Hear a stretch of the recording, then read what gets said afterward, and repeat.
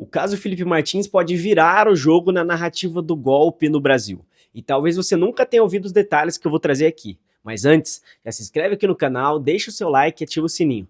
Porque hoje a gente vai entrar no julgamento que pode expor os abusos do STF e até mesmo de informações vindas lá dos Estados Unidos. E no final, eu ainda vou te contar um detalhe escondido que pode virar essa história toda de cabeça para baixo. Então, se eu fosse você, eu ficava até o final.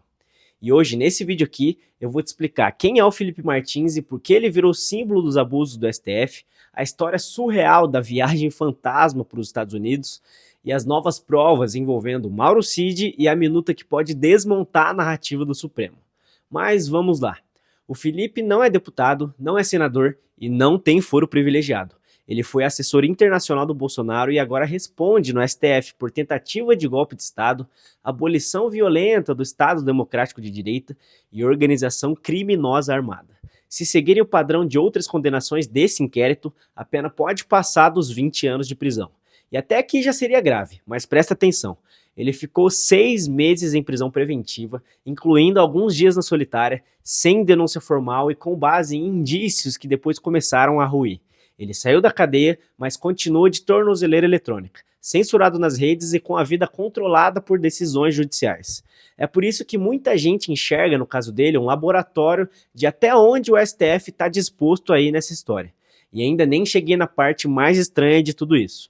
A prisão dele nasceu, entre outras coisas, de uma suposta tentativa de fuga. Qual era a prova disso tudo? Era uma coluna especulativa de um jornal e um arquivo do Word achado no computador do Mauro Cid, dizendo que o Felipe teria embarcado na comitiva presidencial para os Estados Unidos no dia 30 de dezembro de 2022. Só que aí vem a parte que parece roteiro de filme.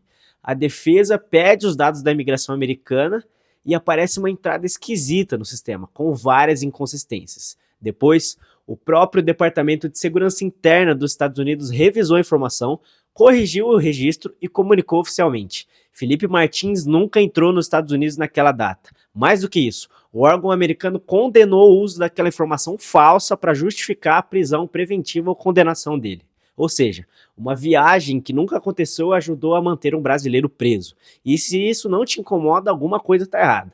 E calma que ainda falta a parte mais explosiva.